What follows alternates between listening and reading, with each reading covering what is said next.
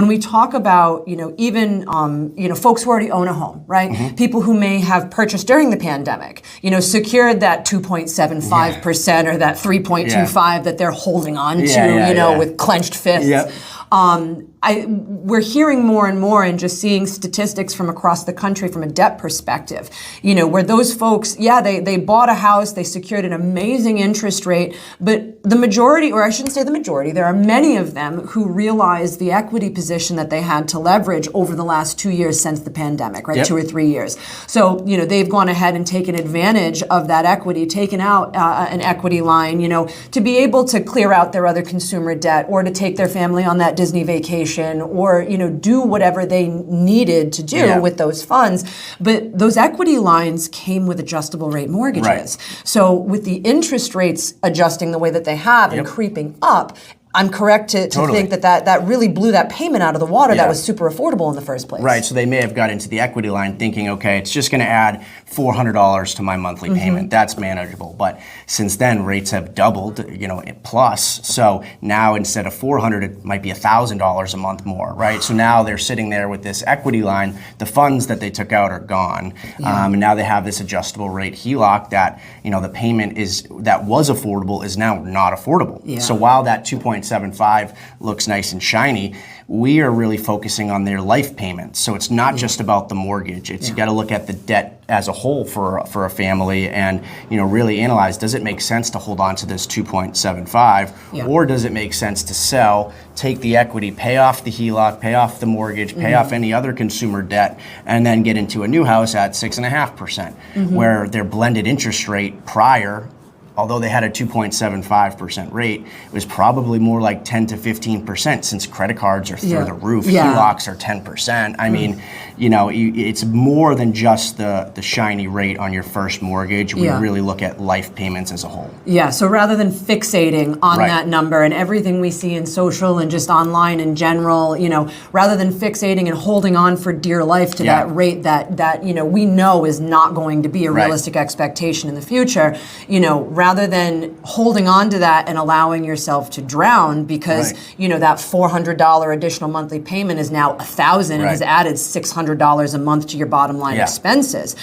How long do you scrape by and try to hold on just because you have that 2.75 when right now, again, with how property values have increased even in the last even last 12 to 24 months, the reality is it's absolutely nutty. They have the potential to sell, capitalize on that equity, that further equity that they have that they may not realize they have, and really, like you said, clear the slate for themselves, wipe out all that consumer debt, get rid of that equity line or that HELOC, and start over, if you will, at a more normal interest rate. And it may be a bit of a sticker shock because of how much higher it is than that 2.75. But if that means that, like you were saying, your life payment, I love that term. If that means that your life payment becomes manageable again from a monthly perspective, that to me means that you get to improve your quality of life, decrease your stress levels as far as what your monthly commitments are, and get back to,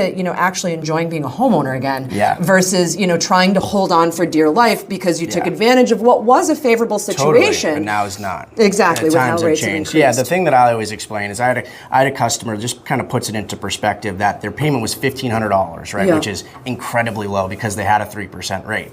And their mortgage, if they sold and got into a new property, was going to be $3,000, right? Which is double. Terrifying, right? But what it doesn't always come out in the first conversation is that not only did they have a $1,500 mortgage payment, they had a $700 HELOC, so that's $2,200, and then they had $1,500 of consumer debt per month. So it's $3,700 total for their life payments. So now they sell, wipe all of the other debt out, get into the $3,000 mortgage payment, and they saved $700 a month. That's awesome. That's like a really tangible, example, because consumer debt's at an all-time high. Credit cards are $1 trillion.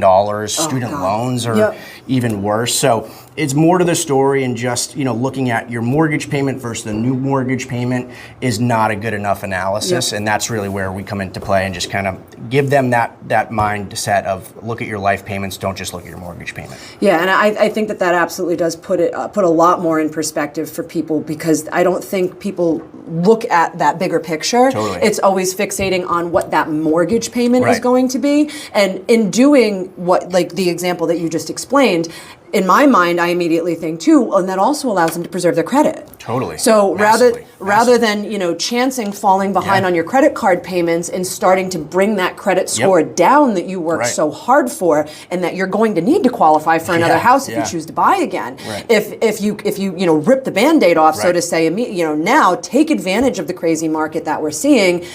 Pay off all that debt.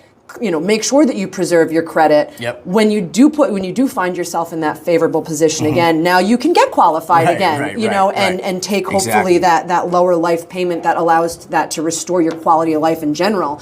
On a just daily living basis with your family. Totally. And yes, rates at 6.5%, mid to high sixes might not be the prettiest thing ever, but you're also there's more than likely going to be an opportunity to refi in the future when rates come down. So not only are you wiping out all of your debt and having this one monthly payment that, again, might be at a higher rate than what they had before, there's no saying that rates won't come down and they can be in an even better situation. We don't want them to bank on that, but it's the reality of what's likely. Well, and like you were saying, in the example again that you gave, if you can cut $600-700 off your life payment, and that you're comfortable at that number, if rates do come down, then you can take advantage and bump that down even more. If rates go up, you still won because you secured, that rate at an affordable monthly life payment that, secures that quality of life. Yeah. And that's all really, really awesome information that I think is unfortunately not presented with the bigger picture and all the scare tactics we see in the news, and everything's,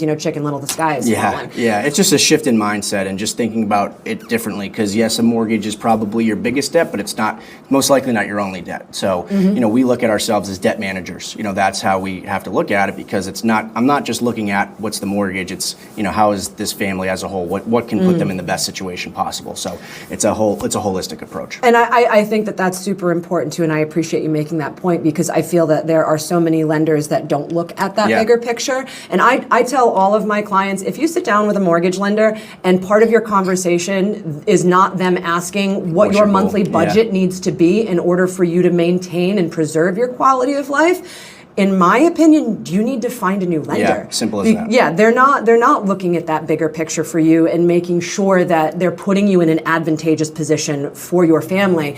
They're just telling you the maximum amount you can go out and spend and expecting you to connect those dots on your own, which they're not really a team player at that point. They're not in your corner. They're just, they're trying to get another deal to the table, which is, important to avoid. Yeah, honestly, purchase price doesn't even matter. That's the first question, is what do you want to spend per month? We can back into what that means from a purchase price, but it's not about that. It's all about comfortable levels, and we don't want to put somebody into a loan that they're not comfortable with. That's just not what we're in the business of doing. No, well then we get really negative phone calls and feedback, right? Yeah, it's crazy. Right? Yeah. We want to avoid those we want happy situations. past clients. Yeah, 100%. And I agree that we have a much bigger part in helping them to secure that for themselves than what a lot of people give credit to. Yeah.